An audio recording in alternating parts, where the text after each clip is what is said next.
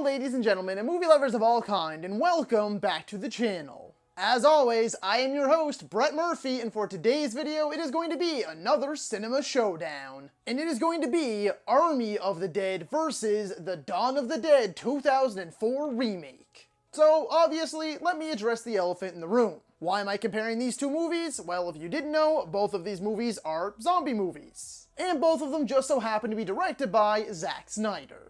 And with these being the only two zombie movies on his filmography, it felt right to compare them. And just a quick little note before we get into the actual showdown, if you enjoy these Cinema Showdowns versus type style videos, then I just wanted to let you know that I have an entire playlist dedicated to all of my Cinema Showdowns. So be sure to check that out and I guarantee you'll find something you like. And with all that being said, let's hop right into things. Round 1. Characters.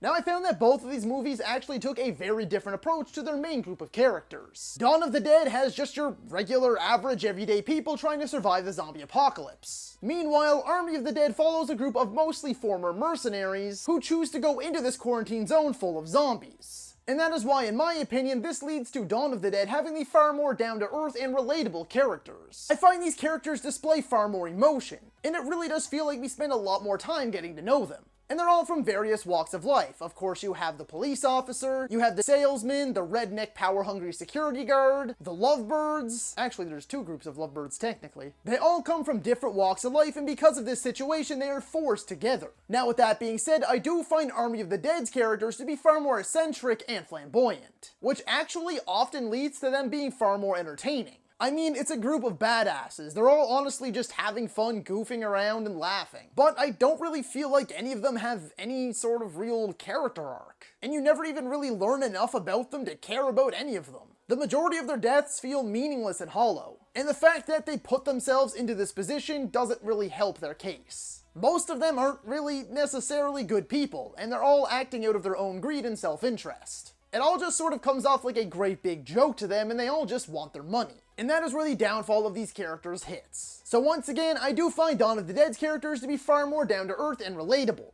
This movie really makes it feel like it could be you in this position. Again, showcasing characters from all different walks of life with varying personalities, and you really do grow to care about them. Therefore, I'm going to have to give round 1 to Dawn of the Dead. Round 2. Plot. Dawn of the Dead follows a nurse, a policeman, a salesman, a married couple with a pregnant wife, alongside various other survivors of a worldwide plague that is producing aggressive, flesh-eating zombies take refuge in a mega Midwestern shopping mall. And of course, for those of you who don't know, it is a remake of George A. Romero's 1978 classic, Dawn of the Dead. And the plot for Army of the Dead goes as follows. Following a zombie outbreak in Las Vegas, Nevada, a group of former mercenaries take the ultimate gamble, venturing into the quarantine zone to pull off the biggest heist ever attempted. Though the plot of Dawn of the Dead is in fact timeless, and this 2004 remake did make the necessary changes in order to properly modernize it, I feel that the setting and the heist element of Army of the Dead does give it the slight edge. Not to mention it does in fact get far more creative with its plot and its various elements, like introducing us to a brand new form of zombies. Even though its themes don't run as deep as Dawn of the Dead's, it certainly does get extra points for branching out, being unique and trying creative, new and exciting things. Therefore, I'm going to have to give round 2 to Army of the Dead. Round 3. Zombies. The zombies in Dawn of the Dead are undeniably terrifying. They are fast, unpredictable, savage beasts. But they are pretty dumb, often walking directly into attacks. I would argue though that the looks of the zombies in Dawn of the Dead are actually far scarier, because they end up looking far more realistic and believable. I mean, if the zombie apocalypse were ever to actually occur, I would expect them to look like this. And that to me does make them even more frightening. As for Army of the Dead, there are two different types of zombies. The Shamblers, as they refer to them, which are your typical dumb, slow-moving, Walking Dead-style zombies. And then you have the ones who are changed by the Alpha directly. The ones who are actually smart and can follow orders. They can plan, run, climb, and they can even dodge attacks. And when it comes to looks, the zombies of Army of the Dead are far more stylized. As in they are covered in makeup and prosthetics. But even if their makeup is far more over the top, and it can make them look more like just outright monsters rather than traditional zombies, the makeup looks so damn good. I mean, this is some top-notch work. And this also gives the zombies an extra layer of personality. And by that, I do mean primarily the Alpha and the Queen. These are zombies that are characters that you will actually remember. Their looks are so distinctive that it will stick with you. Which is kind of funny because I feel like some of the zombies are far more memorable than the actual characters. Nevertheless, once again, even though the Dawn of the Dead zombies do look far more realistic and believable, the Army of the Dead zombies are far more memorable and have personality. Not to mention that the idea of a zombie army that can plan, coordinate, and dodge your attacks is a uniquely shit-your-pants terrifying idea. Therefore, round 3 is going to have to go to Army of the Dead. Round 4. Memorable moments. Let's just start out by addressing the obvious. The Dawn of the Dead 2004 remake has what is likely the most iconic opening to a zombie movie of all time. Hell, it is probably one of the most iconic horror movie openings of all time. In all honesty, it might just downright be one of the most iconic movie openings ever.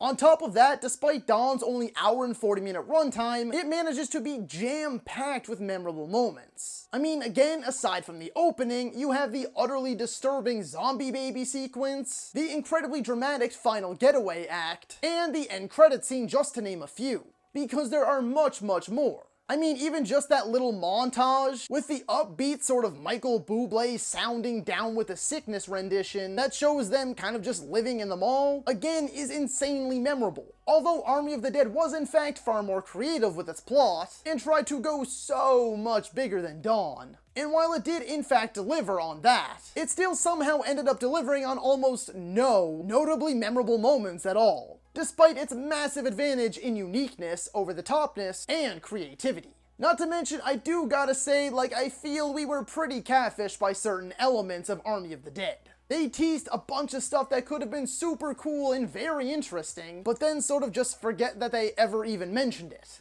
Like the massive pile of bodies that supposedly comes back to life in the rain. I leaned over to my brother right then and there and said, so it's gonna rain later in the movie, and then it doesn't, and they never mention it again.